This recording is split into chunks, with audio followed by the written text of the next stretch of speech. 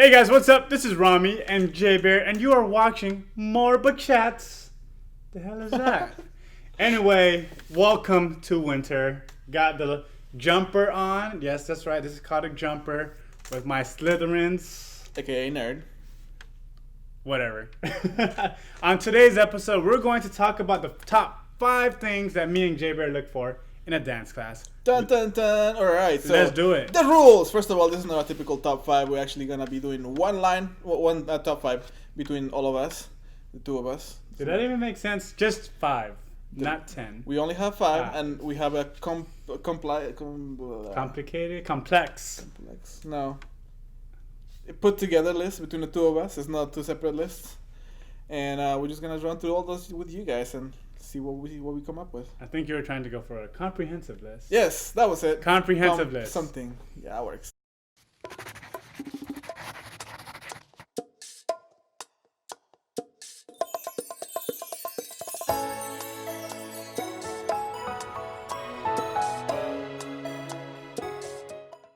Five, the fifth most important thing.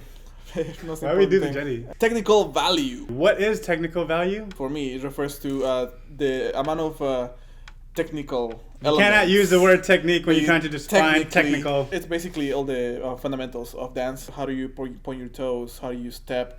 How you're supposed to go from your ball to your heel, shifting your weight from one point to another. Okay, so the movement of the physical human body. The movement, right? And physiology of it. Physiology, describing it, how you're supposed to feel. Your frame, your muscles, everything has to be engaged. All those things that you don't really think about. The biggest thing on that is not just knowing how to do those things as an instructor, but knowing how to explain it, how to break it down so somebody else understands. You've heard of that. You're an amazing dancer, but you're a crappy teacher. I heard a lot of people say that about How about you? Number 4. Number 4. Panache. Not pancakes. Panache. Pancakes. It's the instructor's, I would say, showmanship or flamboyant leadership. The characteristic that makes them fun, that makes the class interesting. You get that from where Wikipedia? It's not exactly, not from Wikipedia, where it's not exactly the technique aspect of it. Now it's just like, oh, this person is an entertainer. It makes you feel like you're having fun learning. Definitely important, especially in the beginner classes. When you're starting up, when you're just getting going, you're not worried about the technique. You want to make sure that you're having fun so that you can come back continuously and then take more of the technical classes later. Number 3 is MOXIE. MOXIE. We're using some fancy ass words today. MOXIE is not a fancy word. Panache and MOXIE. MOXIE is like a 1950s word. So is panache. It's not PANACHE either. MOXIE is character, is presence, is having the ability to command a class. Or will the class to do what you want. We don't will anybody. That's called slavery. What the hell? I'm not gonna go into that. Because you have that leadership characteristic about you, you're willing them to try the moves out with you. You're commanding somebody to follow you. You're giving them the option, but they Command is not a option. Command is you do this now. I win again. If you have an instructor who has panache, but they can't get the class to pay attention, if someone's talking the entire time and they're just letting that student talk, then they have no MOXIE. And everyone else in the class is like, yo, come on, I'm trying to do or learn or engage in this class, and you're letting that one dude or lady mess things up, you don't have MOXIE. Definitely important, especially in the beginner classes or the clubs. People that take in the classes are maybe drunk, they're beginners, or they're just there for fun. They don't want to necessarily learn. It's not even drunkards in a beginner class. It's those people who've danced a couple weeks into it already, or a couple months. Yeah. And they're like, I am the best dancer ever. I'm going to take this beginner class and just show off and tell my dance partner in the class, this is how you do it, but they're doing it wrong. They're doing it on their own. They're just going forward and do other things without paying attention. And this is where paying attention to those technical skills comes into hand, because even if you do know how to dance your basic stuff, a lot of the technical fundamentals, that's something that you keep learning every single time you dance, single time you take a lesson. So we got technical value, we got panache, we got MOXIE. What else we got? We got experiential value. That's right, I'm getting into the recreational side. It's something that I like to call memory making. If you don't have a good time, you're not going to remember, or you're not going to want to share that time with other people. Those experiential values have to always be a good time. The way I approach it is, all right, if I go to a theme park, I want to have a good experience. I don't want to remember those bad experiences. And because I want to have a good experience, I also look for those experiences and I share those experiences with more people.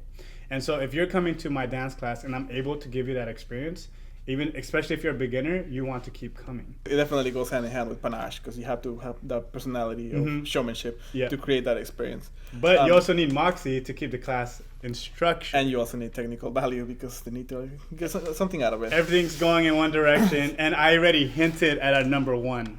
But before we get there, to me, experiential value, and I can pinpoint like maybe 5 or 6 lessons that I've taken in my lifetime that have created what I like to call eureka moment. Aha. Yeah, exactly. Yeah. It's basically like I'm taking been taking a few lessons here and there, and I started dancing, and I take this class. I'm like, oh, that's what I'm doing wrong.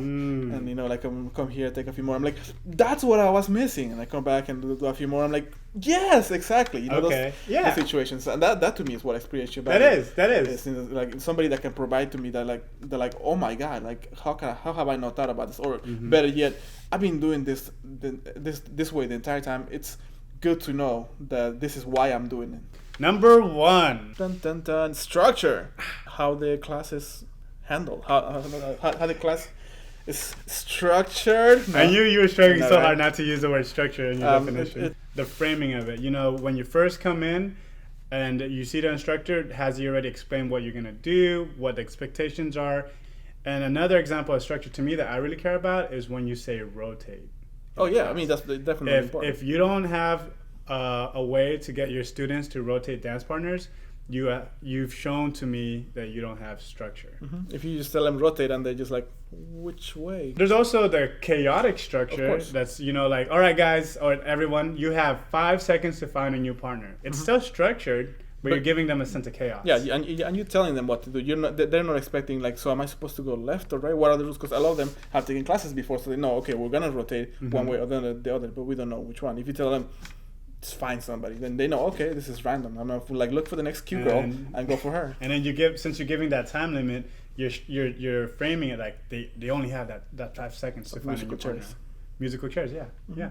Having the ability to have a class begin and end the way that you want it to, so that you know where to start, you know what to teach first, how those things are gonna complement what you're teaching later or not complement if you are going for that, and having knowing exactly what you're gonna teach before you show up on the dance floor and teach it. Yeah, which some people can do that, can actually teach a lesson without prepping because they know already what they're gonna teach. They've done it so many times. Yeah, and from the dancers aspect, some of the best structure class I had was, if it's an hour class, the first half you're learning, you know, your movement patterns, your individual movement patterns, footwork, stuff like that, and then they throw in a combo pattern with, you know, a partner, and then if they have 10 minutes after that, they're like, we're gonna put it all together now. You see that structure of, you know, of you progressing in the class itself, movement individually, movement with the partner, and all together. Let's see if we could put it together as one choreographic piece even. And that's where, if I knew that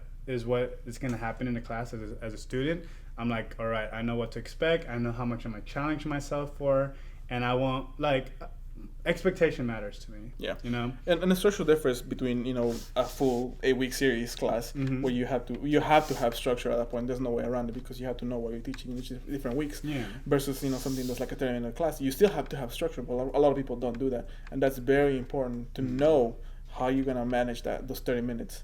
Whether it is you're going to do 25 minutes of footwork and 5 minutes of partner work, or how there's no wrong answer to that, but you have to know how you're doing it, and you have to know when to change from one point to the other. With structure, you can't have any of those other values that we provided, that we spoke about, without structure. That's what's number one. Number one. And all those aspects that we mentioned that are very important for any lesson. And if you're just getting ready to be an instructor, just start paying attention to some of those things. You know, what are you missing in your classes? What could you improve on? You know, ask other people too. Ask us if you want. We'll tell you. Yeah, we're not like the know-all for it, but we just know what we like. Yeah. And what works for us. You know. Exactly. And so, you know, just think about those things and let us know what you guys think about any of this stuff. And don't talk about Slytherin, because Slytherin rules. It's all about Hufflepuff. Hufflepuff is whack. No, sorry, Kim. I know you're a Hufflepuffer, but Slytherin rules. So let us know what you guys think. Comment, share with your friends, and like and all the stuff. We, you know, like we have some new stuff happening. We're trying to push YouTube a little bit more. So go in there. We need some followers. Hey, no, okay. I don't know this guy. That's it for us here today, guys. Thank you for sharing another Tuesday afternoon with more chats. Hope you guys enjoyed what we talk about, and remember, stay classy, Sacramento. Hey everybody, if you enjoyed the show, please add us on Facebook at More Book Chats. If you want to know what me and J.Bear are about, add us on Instagram. My tag is Romi Sunga, J.Bear is J.Bear and a big shout out to Mellow Me Out for letting us use their space. Please also add him on Instagram at Mellow Me Out Sacramento. Everybody, have a great day, and we'll see you on the next one.